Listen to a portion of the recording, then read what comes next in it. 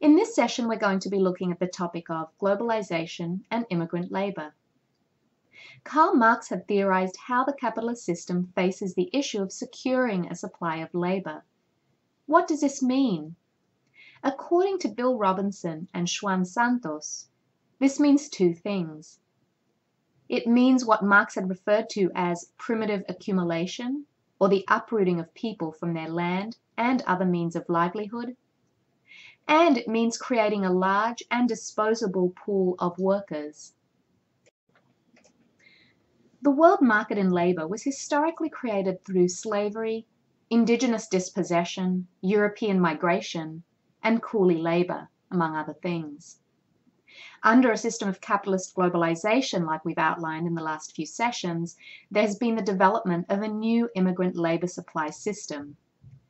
Immigrant labor flows from traditional peripheries to traditional cores. During the structural crisis of the 1970s, capital attempted to break the constraints that working and popular classes at the national level had placed on accumulation. Free trade and neoliberal policies displaced millions and generated a vast pool of disposable labor. There was a phenomenon of what is called the Walmartization of labor. Workers no longer enjoy the protections of state regulation. These are the conditions of flexible labor as described by David Harvey. There is a base for the maintenance of pools of flexible, super-controlled, and super-exploited immigrant labor, according to Robinson and Santos. This is achieved by dividing the working class into immigrants and citizens. Marx had described how labor power was sold to capital as a commodity.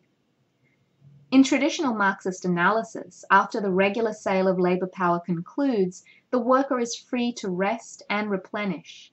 But the immigrant laborer, the undocumented laborer, is unable to engage in these normal channels of rest and social reproduction due to racism, exclusion, and exploitation. According to Robinson and Santos, quote, the immigrant labor force in these countries becomes responsible for its own maintenance and reproduction, and also through remittances for their family members abroad. Immigrant labor is extremely profitable for two reasons. One, it is highly vulnerable and deportable.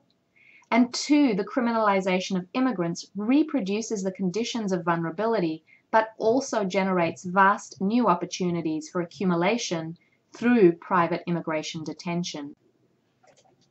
Robinson and Santos characterized the current political economy as a, quote, global war economy, and transnational immigration detention and repression is a key part of this. They suggest that national citizenship must be questioned. Borders must be torn down. They call for replacing the concept of national citizenship with that of global citizenship.